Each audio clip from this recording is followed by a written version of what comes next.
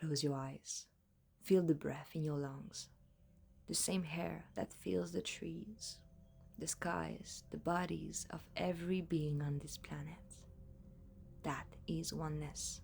The law of one. Everything is interconnected.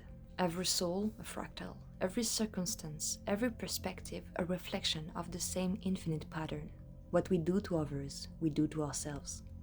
There is no other, only the whole.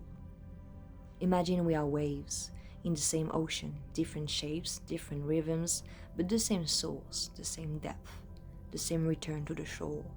Quantum physics reveals it. Consciousness is non-local. Particles, once connected, remain entangled.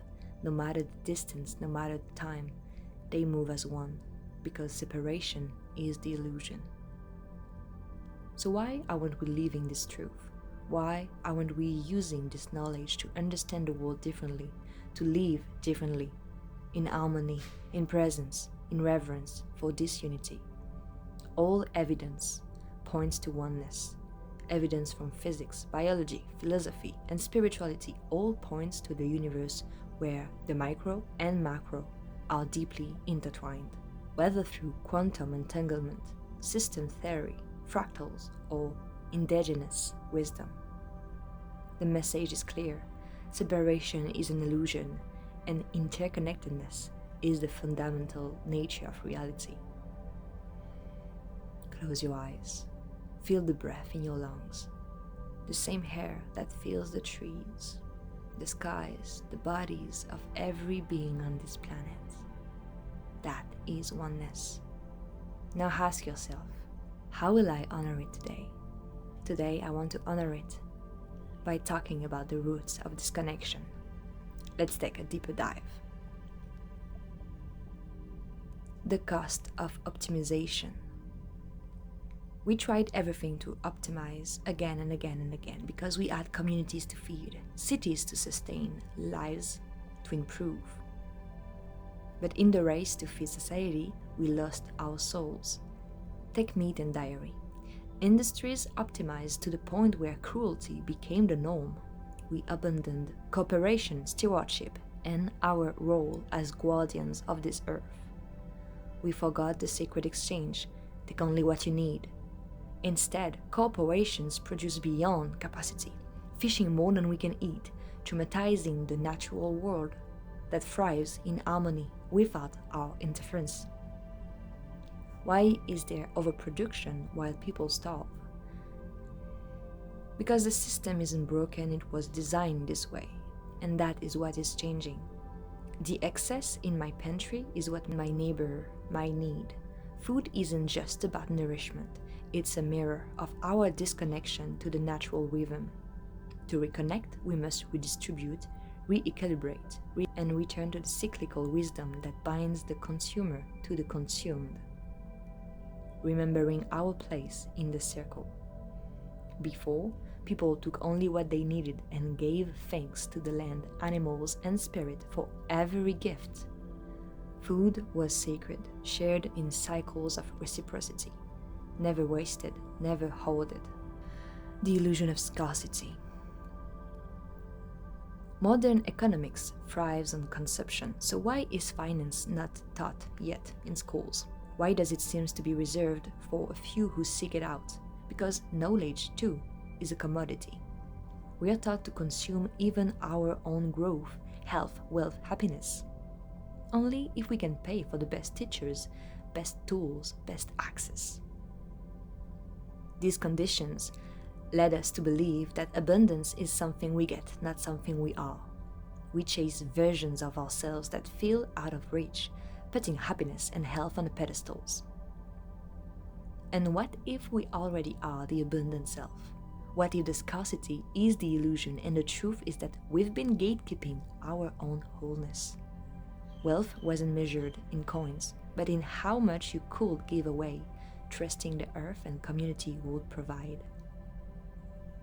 Abundance is a mindset, the fragmented search for truth. Science has given us so much, but in breaking the world into parts to make it palatable, we forgot that nothing exists in isolation. Each discovery isn't a contradiction, it's a layer, an addition, a new perspective on the same eternal truth. Sometimes research reveals that things don't work the way we thought, but really, they've always worked that way, we just couldn't see it. Nature doesn't debate its own laws, it is. Humans, though, we argue, we categorize, we separate. What if science isn't about proving what's right, but about remembering what already is? Knowledge was once woven into stories, rituals, and relationships, where every discovery honored the whole. The elders taught us, to understand the leaf, you must know the tree. Always come back to the root. The us versus them trap. Power structures are maintained through division. Their existence has made us feel small, uninformed, and powerless, because when we don't understand a system, we cannot change it. The narrative of us versus them keeps us fighting each other instead of the structures or ideas that created the cages we all live in. But here's the twist. We are not separate from these systems, we are them. Every time we blame them, we reinforce the illusion that we are not complicit, not responsible, yet we all drink, eat, shelter ourselves the same. We experience life as everyone. The pain we inflict on each other and the earth is a choice to forget, to remain blind of the interconnectedness of the all. If we are one, then scarcity is an illusion. Abundance is the truth. But experiencing lack doesn't mean abundance isn't real. It means we were taught to see only half the picture. Because what is true isn't always what we can see with our two eyes. Decisions once were made in circles together.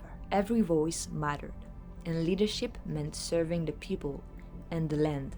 Conflict was resolved by asking, how this heal the seventh generation?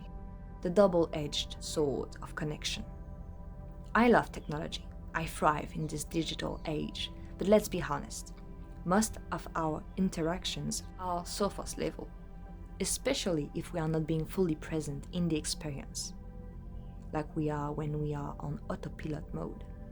We mistake likes for love and data for wisdom. Critical thinking is rising as well as our abilities to tap into our own inherent natural wisdom.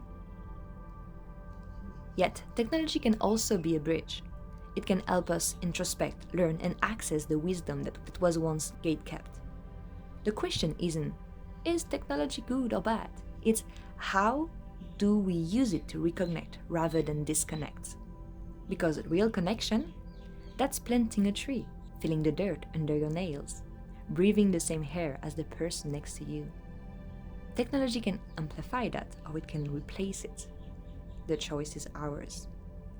Before, tools were extensions of the hands and the heart, carved with intention, used with reverence, and passed down with stories.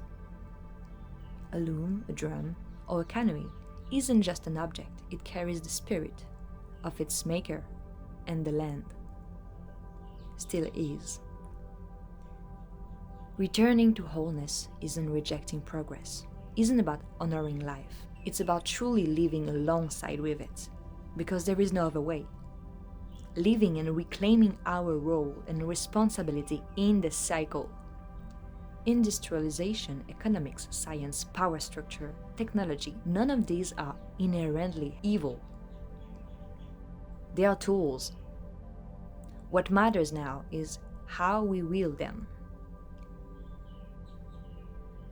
The roots of disconnection run deep, but so do the roots of reconnection. The same forces that pulled us apart can bring us back together. All we have to do is choose. What if we are not separate from the systems we critique? We are the gardeners in the garden. The question is, what are we growing?